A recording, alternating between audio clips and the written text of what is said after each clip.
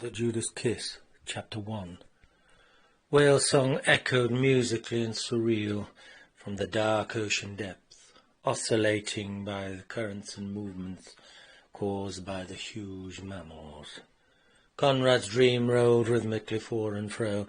Then suddenly, with a hypnic jerk, he awoke, gasping to the surface, realizing immediately that the whale song serenade was in fact the loud, squealing brake drums of a trash bin truck, its sounds being distorted from distant streets by gusting wind that gushed through the garrets and the ginnels. Another heavy wave of reality crashed onto Conrad's conscience as dustbin lids symboled into his sensitive sobriety. The temporal timpani heralded what was the stark arrival of a very unwanted Monday morning. Conrad scented the air, his lips snarling back like those of a dog that had caught the scent of its spoor.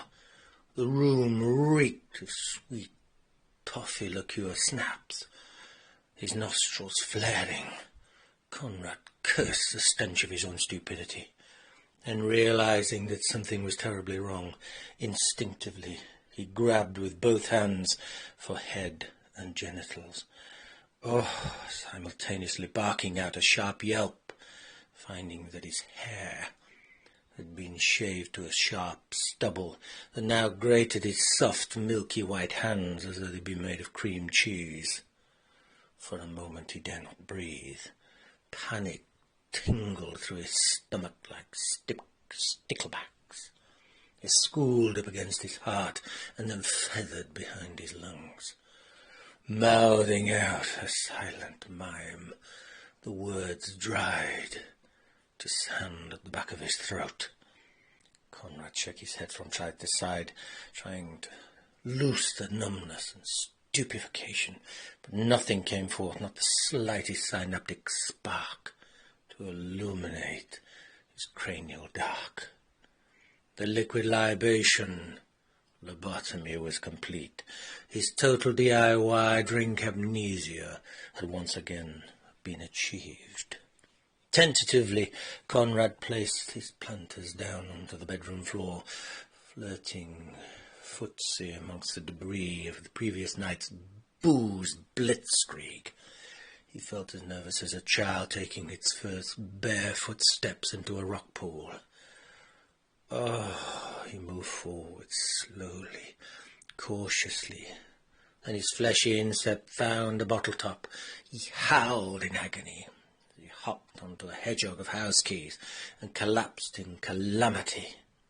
He began to mud-skip across the floor of flotsam, breast-stroking aside all the debris as he swam towards the door handle, heaving himself, tomb raiding from the death of darkness into a living room of light. He hurried to the bathroom with a balloon-sized bladder. He stood still, statued, and mirrored. His Medusa reflection looked back, unrecognizable. He'd been made up as a complete clown, a mask of makeup painted thickly onto his face, one eye puffed shut, with a cross painted onto it. All his hair had been shaved off. He realized that, the deed had been done by someone who cared not for detail. He looked about at all his treasured locks that lay blonde curls on the floor. Oh my God, he picked up his precious ponytail from the toilet bowl, squeezing out the urine as though twisting a length of rope. He snarled, "You dumb bitch!" Conrad stood stiff, bow-legged and urinated hard against the toilet porcelain, realizing the 2 days of revelry had been condensed down into 2 pints of liquid acidity of uric acid. He began to bathe his battered face, wincing as though he'd been maced by tear gas. He looked into the perspex mirror and found a scarlet mask of sunburn under the heavy makeup.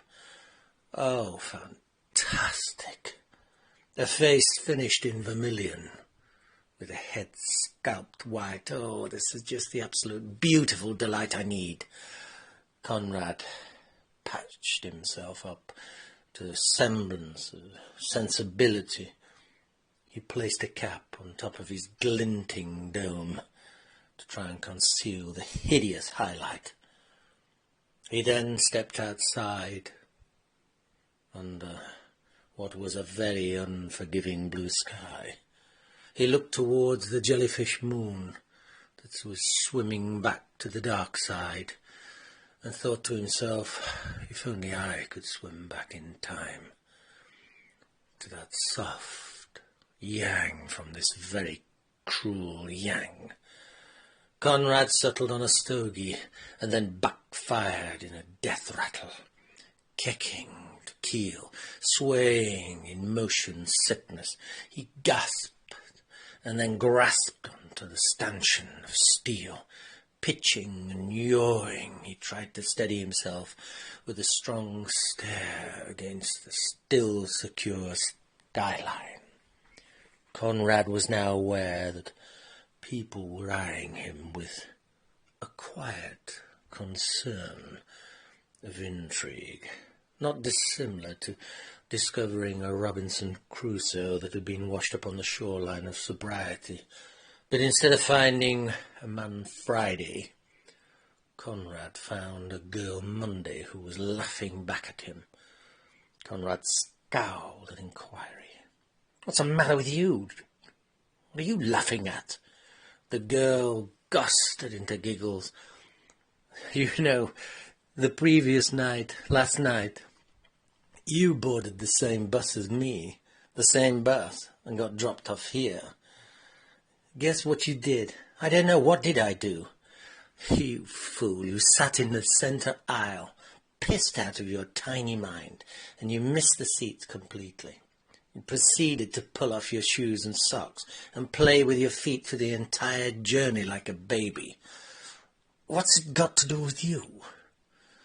Conrad knew the girl.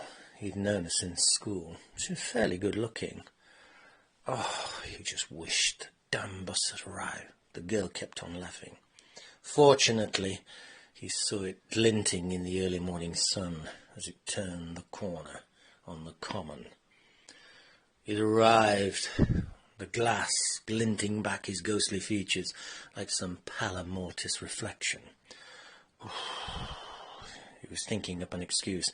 He'd better try and think up a good one, to try and snivel, a sob story, a spiel of sympathy from that sister, sacred, sensible sister of his. But then again, doubtless she'd no doubt Bible bash him with yesterday's sermon, some sacred sermon, that spiritual sobriety, neither of which he'd practiced for a hell-raising long time. Conrad couldn't remember the 48 hours. Alcoholic amnesia. He thought, oh God, where have I been? He checked his wrists for any binding marks. The Martini girls. It got to be the Martini girls, he thought to himself. Or was it Medusa, the seducer? Heaven pray not her. He looked again at his wrists. There were no marks. He hadn't been in her debauchery